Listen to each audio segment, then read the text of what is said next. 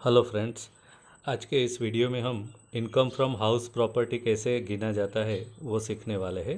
तो सबसे पहले income from house property find करने के लिए हमें एक स्टेटमेंट प्रिपेयर करना होता है। देखिए आपकी स्क्रीन ऊपर statement of taxable value of income from house property, जो भी असेसमेंट ईयर है और प्रीवियस ईयर है वो हमें यहाँ पे लिख देना है। उसके बाद स्टेप बाय स्टेप हमें कैलकुलेट करना है। जैसे कि फर्स्ट स्टेप जो है step 1, higher value out of municipal value and fair rent, यानी कि municipal value and fair rent जो है उसमें से जो ज़्यादा है वो अमाउंट हमें कंसिडर करना है, but not more than standard rent. But वो जो अमाउंट है वो स्टैंडर्ड रेंट से बढ़नी चाहिए नहीं। तो ये आपका स्टेप 1 हो गया।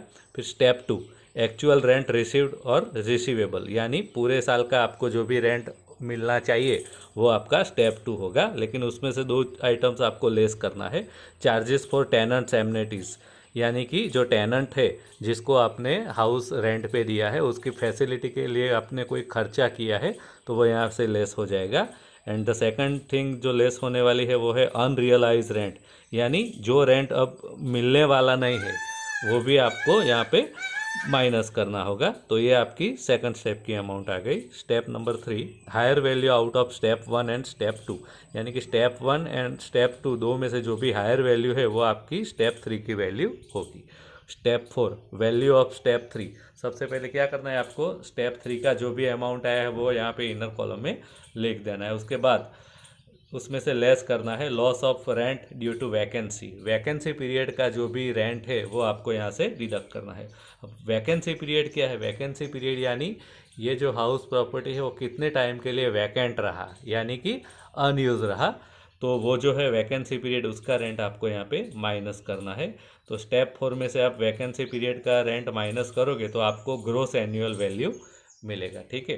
अब ग्रोस एनुअल वैल्यू में से आपको और एक चीज़ लेस करना है, local taxes paid by the owner, यानी कि हाउस प्रॉपर्टी का जो ओनर है उसने जो भी टैक्सेस पे किए हैं, एक्चुअली पेड किए हो, जो अनपेड है वो नहीं लेने हैं, एक्चुअली जो भी टैक्सेस उसने पेड किए हैं वो यहाँ पे लेस होंगे।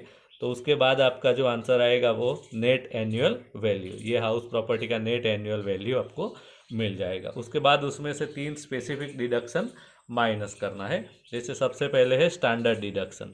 स्टैंडर्ड डिडक्शन क्या होता है, तो जो भी आपका नेट एनुअल वैल्यू आएगा उसका आपको 30% स्टैंडर्ड डिडक्शन गिनना है और वो डिडक्ट हो जाएगा। उसके बाद number 2, interest on loan for house construction, purchase और रिपेयरिंग। ठीक है। हाउस कंस्ट्रक्ट करने के लिए, परचेज करने के लिए या रिपेयर करने के लिए अगर आपने लोन लिया हो तो वो लोन का करंट ईयर का जो भी इंटरेस्ट है वो भी यहाँ पे आएगा। And number 3, capitalise interest of construction period, यानी कि कंस्ट्रक्शन जो पीरियड जो भी था, जितने भी साल कंस्ट्रक्शन करने में लगे, उसका जो भी कैपिटलाइज इंटरेस्ट है उसका भी 1/5 जो अमाउंट है वो आपको यहाँ पे लेना है। ठीक है। तो स्पेसिफिक डिडक्शन ये 3 चीज़ों का होता है। ये 3 चीज़ें आप नेट एनुअल वैल्यू में से माइनस कर दीजिए तो आपको मिल जाएगा taxable income from house property. ठीक है। तो इस तरह से आपको एक स्टेटमेंट बनाना होगा, statement of taxable value of income from house property. तो लास्ट में जो आपको आंसर मिलेगा वो होगा taxable income of house property. Thank you.